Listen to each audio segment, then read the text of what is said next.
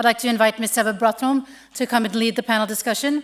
Ms. Bratholm is a well-known voice in Norway through her outstanding work as a journalist in both NRK and Dagbladet, and today she is the head of communications for Norad. Please. Thank you.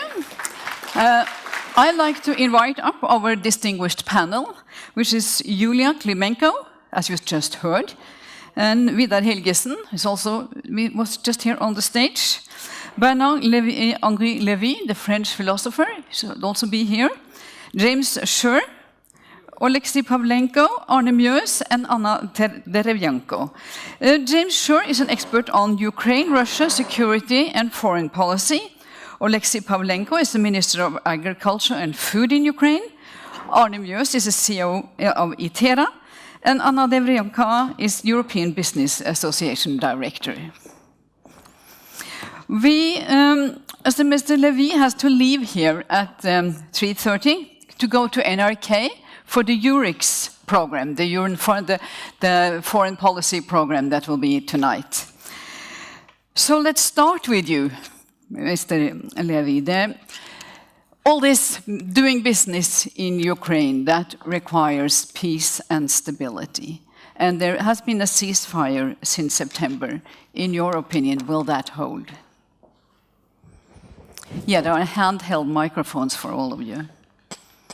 In my opinion, will it hold? It will hold if Putin feels that his partners of the Normandy format, Hollande and Merkel, want it deeply. It will hold if the West delivers to the Ukrainian army the ways to defend itself in case it would not hold. Mm-hmm. Because I don't know any other way to stop a war than to restore the balance between forces. The only reason why Putin would respect the ceasefire is if it is too costful for him not to respect it. The ceasefire will hold also if the sanctions continue to weaken him. On all these conditions, we can expect that it holds. But if one of these conditions was missing, a lack of firmness by Merkel and Hollande, stop of the delivery of weapons, and so on, then I would be more suspicious. Mm-hmm. Mr. Sherr, can you comment on the same? Does it require this effort? Yes, there is nothing that you've heard that I could even slightly contradict. But what I would underscore is that it has already been communicated to the Kremlin that any serious renewal of military activity will lead to a much higher level of response from the West, and this is understood in both Berlin and Washington. So this message needs to be reinforced. Also, Ukraine has itself created its own system of deterrence, which has confronted the Russian armed forces with far more resistance than they expected. But any sign of weakness by the West will be exploited. And just to add one point of caution, what Russia is calculating on now is that by stopping the fighting, they can secure by negotiation the very things they sought to secure by fighting, which is the emasculation of Ukraine. If we were to concede that, if we were to concede to the Russians their scheme of federalization, their constitutional model, in exchange for stopping fighting, this would not be a victory for Ukraine or the West, this would be a defeat. And we need to understand this clearly. Mr. Helgesen, can you comment on, is the West willing to that reinforcement of Ukraine that's required? Well, I think security arrangements need to be in place, but we also have no interest in escalating and making this into more of a military hotspot. And what we also need to focus on is the fact that, as was said on this presentation, much of Ukraine is completely peaceful. Much of Ukraine is ready for investment. Much of Ukraine is ready for trade and private sector engagement. And those opportunities are ultimately extremely important to make use of in order to underpin the Ukrainian economy, but also long-term Ukraine's security. So we shouldn't, while we need to be absolutely aware of Russia's behavior, we need to be taking the right positions in terms of Russia. We need to put our energy into Ukraine and making Ukraine's Europeanization process successful. That's ultimately the biggest prize for Ukraine, and it's ultimately also the strongest message towards Moscow. I'd like to hear from Mr. Pavlenko. This is seen from the Ukrainian minister's point of view. First of all, let's be clear in definitions. We have Russian aggression, we have occupied territory in Donetsk, Lugansk, and Crimea. Meaning that we are ready to fight, but we are not fighting for ourselves. We are fighting for Europe. There we fight for European values. Why it started? It started in 2014 when we chose to go and sign an association agreement. And absolutely, yeah, 8,000 people died, 13,000 people wounded, 1.5 million IDPs, refugees in the territory. Yeah, and we're ready to face it. We're ready to face, and we would like to continue. And for sure, if you see now, so last 3 days, the situation is escalating. Russia tried, and everybody believed that in last week would be elections and pro-Russian forces would come into the power. They failed. Pro-Russian forces didn't come into the power, local elections. So coalition majority won the election in majority of the regions, in all main regions.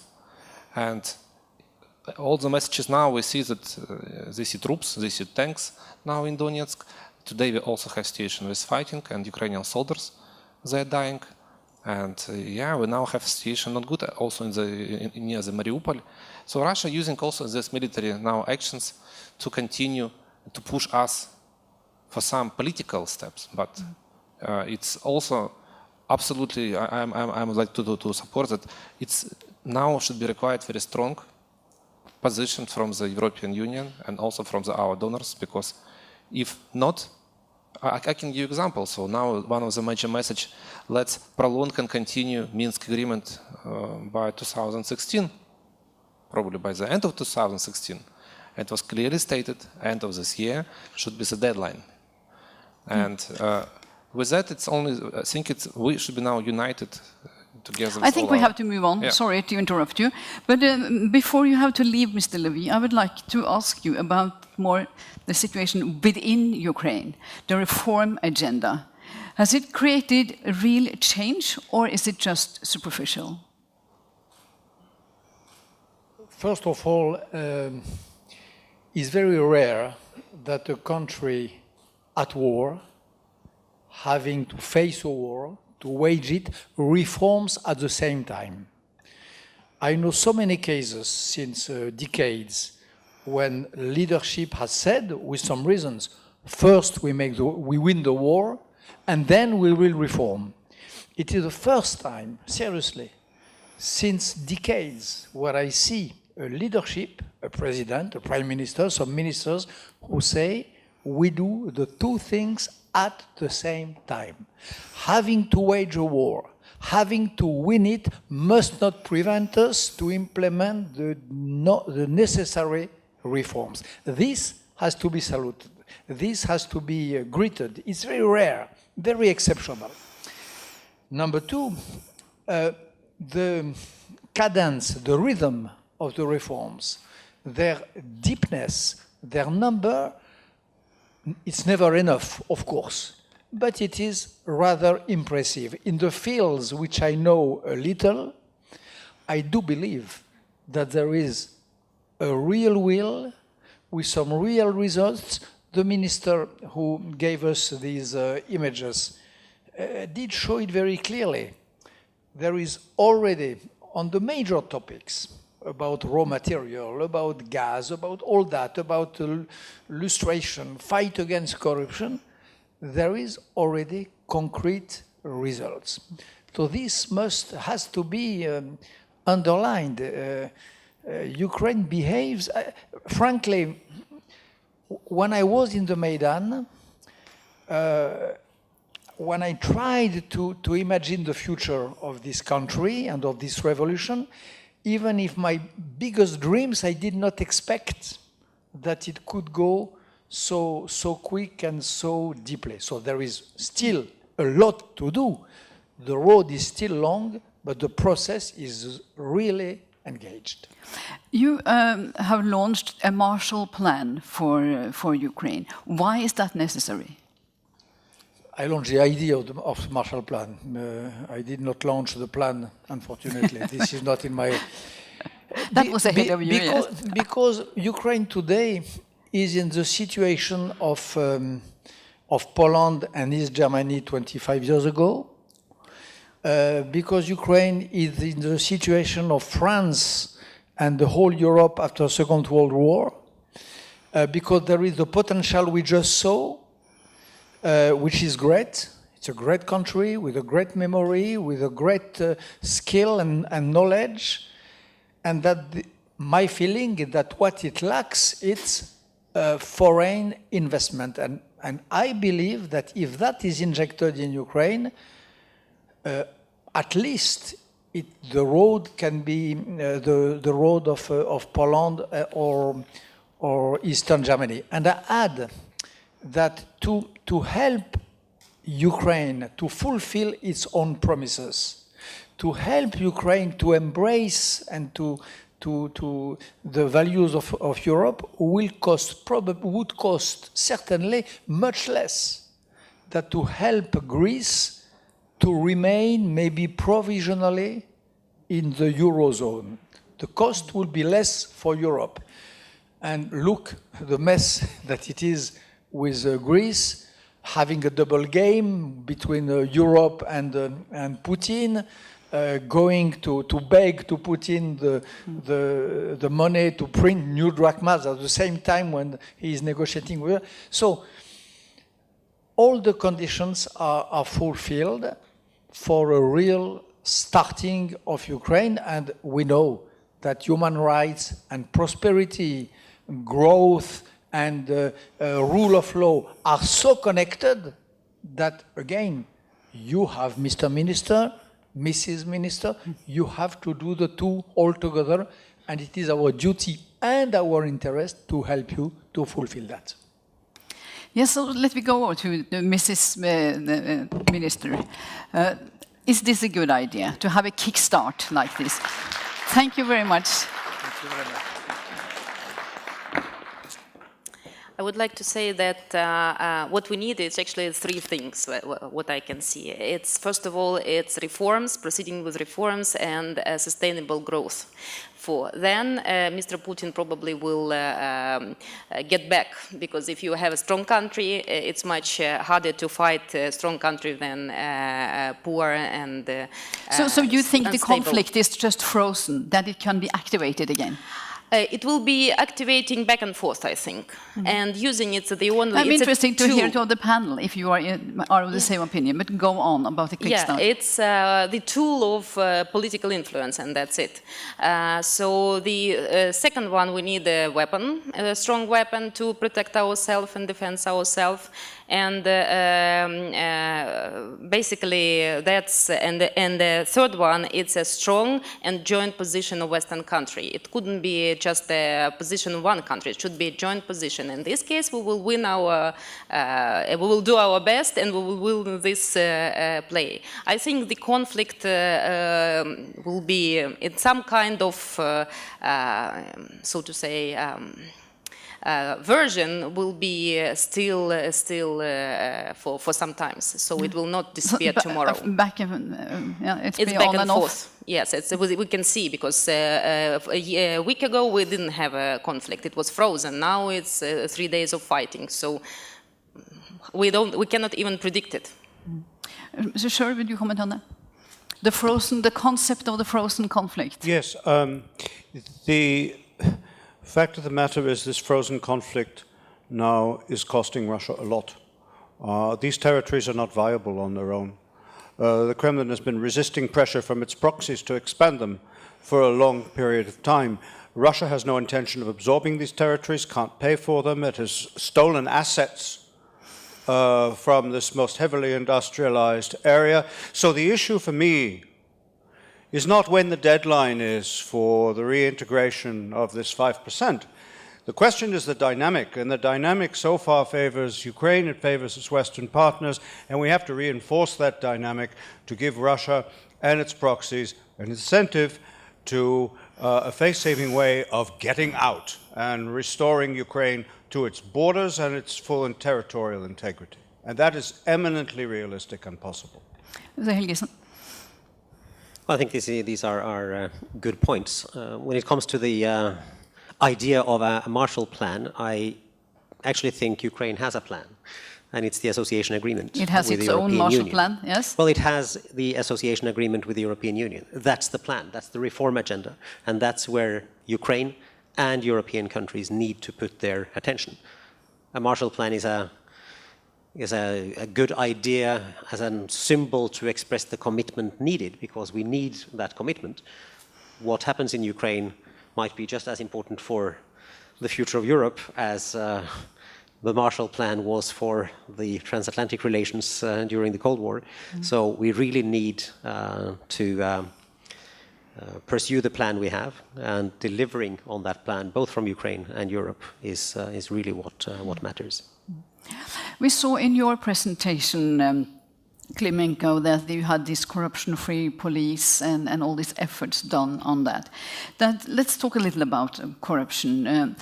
Arne, Mjøs, you have worked in Ukraine for it. You said some corruption here and some corruption there, you said in your presentation. A lot has been done, but is it for real? Is it really changed in the structures? I think in our business we do not have seen any kind of corruption, because we are exporting services from Ukraine to Norway, and we are the Ukrainian people or the Ukrainian employees are a part of what I call the elite people in Ukraine. They are reading the same textbooks, etc., have the same kind of standards. But I heard that if you are doing domestic business, there are still corruption in the country. And I also expect that there is corruption in the country, because you can't clean out the corruption within 2 years. It takes longer time to do it.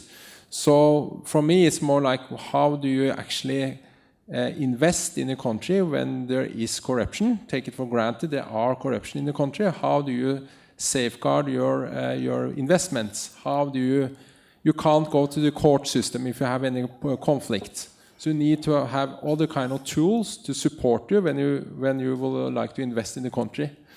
And if you look at the ICT sector, as I told you, it's like involving the elite people. They are very educated, etc. They do not want to go into corruption at all. And I think corruption for me is more if I will like to do more domestic business. May I need to go over to Anna Derevyanko. From the European Business Association point of view, how does corruption in Ukraine look? From the European Business Association point of view, corruption in Ukraine is still there, unfortunately. And if we ask a majority of our membership, and currently we have 912 members, we see that this is one of the most important points Ukraine should fight.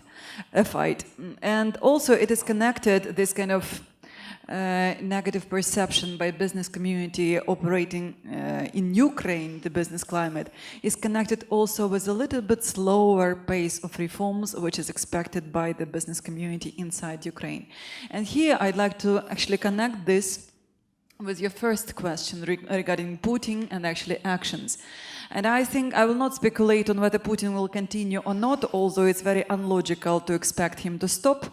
But I think the most important thing which could be done by Ukrainians, by Ukrainian government, by business, is to continue pushing for reforms. If we will overcome corruption, if we will make reforms necessary, if we will continue our efforts, which have already started and started quite significantly, then we will have FDI, foreign direct investments, we will have enough capital, and that could be actually quite substantial Marshall Plan. Of course, we should continue along the path of association agreement, and we need support of foreign stakeholders, but nevertheless, I do think that we need to do ourselves, actually, from inside the country, important steps which are needed. So let me challenge the two ministers here. What about the grey cardinals? Have you gotten rid of them? Klymenko? Okay, you have the mic. I'd like to comment, yeah, because absolutely right. If the business working transparently, paying the taxes, as you are doing, so you don't facing the corruption. And if business is still doing dirty games, playing in a dark economy, then it could be also basis for corruption itself. And what we're trying to do, and trying also to talk to the business, do proactively, and help also government to fight with it. In order to prevent corruption, not go to the corruptive schemes. Don't give the bribes. And help the government go for reorganization and restructuring the regulation. You remember issue we discussed with quarantine certificate, veterinarian certificate. Also with the help with the business, we did so. ADM, Cargill, Glencore, Noble, they were very much active. They helped the government, and finally we've got it. And they actually not actually playing also with a hidden economy, with a, let's say, hidden grain sales. And when they started, they've been caught. So you need some foreign cooperation on this. I mean, the message is the following: we are fighting with that. And if you go, because one of the issues of Russia propaganda, give us a failed state. And in recent 2-3 months, everybody's saying corruption, corruption, corruption. Refer to Transparency International recent indices, which were presented 2 weeks ago. We have huge decline of corruption comparing to previous years. Talk to the business who are working, let's say, in a white economy, official economy. Nobody coming to them for the corruption because they don't do corruptive schemes. And I think it's very important to play, let's say, the game very much transparently. We are doing so, and we are actually delivering. And may I jump in to support the short comment, because, yes. Because I represent the white business, which is actually paying the taxes to the state budget. I should concur with you and actually agree with you that yes, it's possible to be successful in Ukraine not giving bribes. So you can be successful without being corrupt. It is correct. But the point is that actually even white business is quite often harassed by state authorities, which is also a fact. And it's also necessary to accept that technical barriers which are still existent needs to be overcome. You're fighting on that. We agree with you and we help you as well, and we will continue this help and really applaud when you are successful in that. But we also like to see actually some crooks who are in jail, who are not only actually ashamed and named, but also who get substantial penalty for that. Klymenko, can you comment on the grey cardinals? Great cardinals, I don't know, but I can tell you that corruption has many faces, and it's on a business side, on an individual side, etc., etc. You have to fight everything, and at the same time. But you have to fight it systematically. You have to get rid of all these burdens we have, all these approvals, permits, etc. Then you don't have ground for corruption. You need to do public administration reform. Then you don't have civil servants who is taking money for some with a good salaries and no incentive to taking money. So it's a systematic work. It's not like it will appear tomorrow. Yes, we need to do it in a system way, and we are doing it. Unfortunately, it's it has a very deep roots coming from the Soviet Union, from the system of Soviet Union. It's not like it will disappear tomorrow. No, but we will get. We have a massive deregulation. We are supposed to have a public administration reform. We have a new law on civil servants, etc., etc. So it's step by step we are fighting it, and we will. You can see our police, which is new police, and they are not taking bribes anymore. So I don't see them. I saw your film with the stack of paper was decreasing. Yeah, that's what we are doing. So we are removing. Okay, so let's leave the word over to Mr. Sherr. Structural reform, which is what Ukraine is going through, is very, very painful for ordinary people. The Ukrainian consumer now is paying 2 to 3 times as much for household gas and heating as he or she did before. People will put up with this, particularly in war, and make a sacrifice of for the country, but they won't put up with it if they perceive that their leaders and people in power are stealing and using public channels to steal. And Europe, which is Europe of 28, which is divided, which has suffered in the past from disillusionment about Ukraine, also needs confidence in this. And this is why all these issues really are interconnected. If Ukraine wants to succeed geopolitically, internationally, and for itself, it has to be dealing systematically with this issue, and people have to see it and be convinced of it. Helgesen, what does Norway think of the corruption issue in Ukraine? Well, clearly it is, if not the biggest, one of the biggest challenges for Ukraine. We're pleased to see some action being taken. I think we need to see more action taken. But Ukraine is possibly in a better situation than other democratization processes and transformation processes have been in the past. Because today, if you compare to 10 years ago or 20 years ago, the international attention, political attention, media attention, and also international law on corruption creates a much more limited scope for international businesses to behave in corrupt ways. The liabilities involved for companies, I mean, even in Norway, 15 years ago, you would get tax deductions for things that will end you in jail today. So things have changed considerably. And that framework internationally will be helpful. And we have corruption stories in the newspapers every day. Indeed. Yeah. And I mean, real corruption stories 15 years ago might have ended individuals down the line in jail, but today these are boardroom issues, as we can typically see. It's more on the corporate level. That leads us to investment security. Mr. Sherr, is it secure to save in Ukraine? Can you lose all your money? If you invested in Crimea, then you will lose everything. Well, if you invest in Crimea, for one thing, you're now falling afoul of EU legislation. That was just an example. Okay. Yes, you can. The point is, and I think the point we've all been making from our different perspectives, is that it is possible today to invest in Ukraine and not lose money. But Ukraine is not a country for somebody looking for a quick and easy opportunity. It is an interesting and rewarding country for a long-term, patient and strategic investor. And those opportunities will increase, but it's important that the investors with the EU, with entities like the European Business Association, reflect the problems and push back and help to include this climate. We cannot behave like passive observers in this process. We are participants. Yeah, Arne Mjøs, is it so that investing in Ukraine is not for the faint-hearted? No, I think if I'm going back when we started in 2008 and compared to now, I think it was higher risk when I started in 2008. And the reason for that is actually that I know that the world, or Ukraine is on a global agenda, is on the agenda for the government in Norway, etc. So a lot of attention for Ukraine is about peace in Europe. So from an investor protection security point of view, I think it's I think my investment are more protected today than it was when I started in 2008. So I'm quite bullish for on behalf of all potential investors that okay, this is some kind of time of great opportunity. You need to watch your steps. That's one thing. You can't be naive in something like that. You need to be very careful.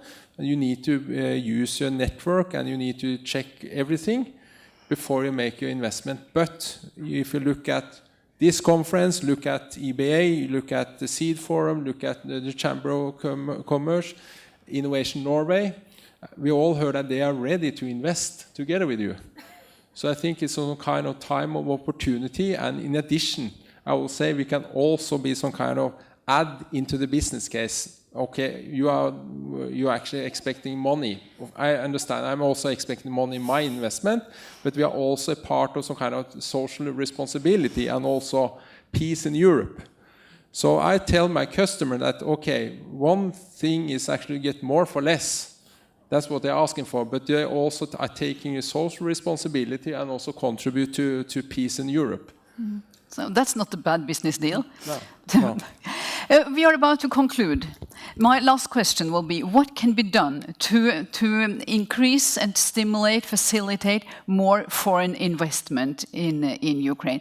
Pavlenko, can you start? Yes, I'd like to convey the message. It's right time to invest in Ukraine. It's really right time to invest. You actually mentioned, I can tell about security of the investments. The example of Mjøs company, when investors invested more than $1 billion, and local people tried to steal money, government showed the example.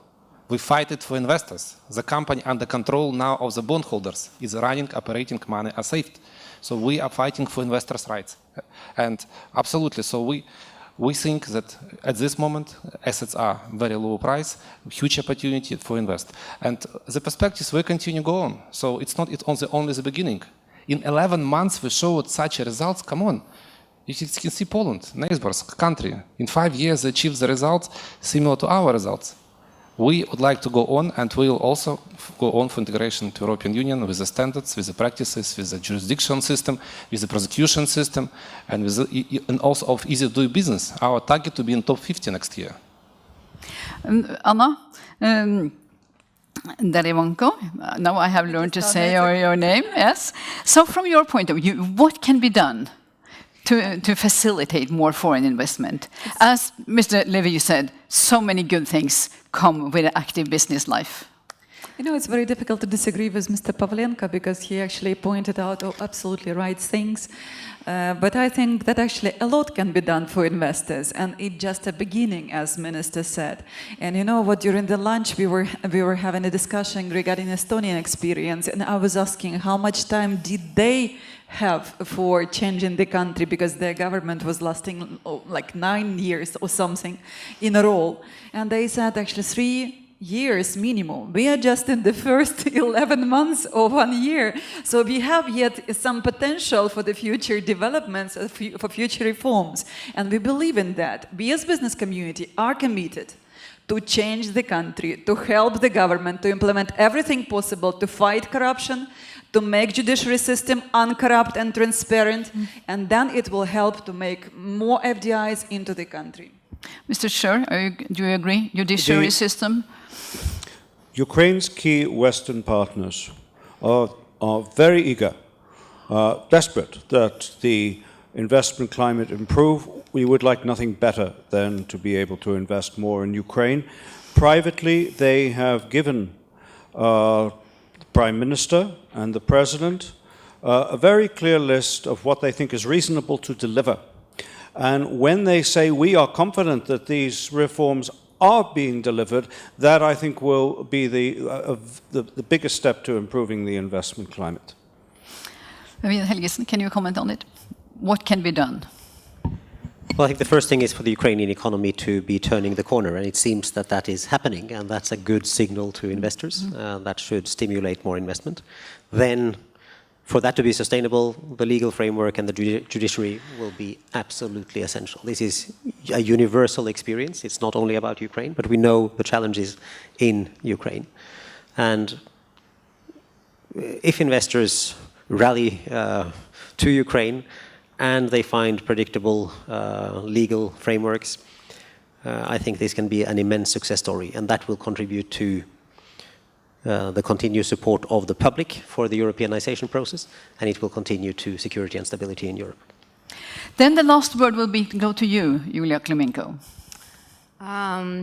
Actually, I'm only 6 months as a civil servant. Previously, I was a businessman, and I was a CEO of a large investment property fund of EBRD and East Capital.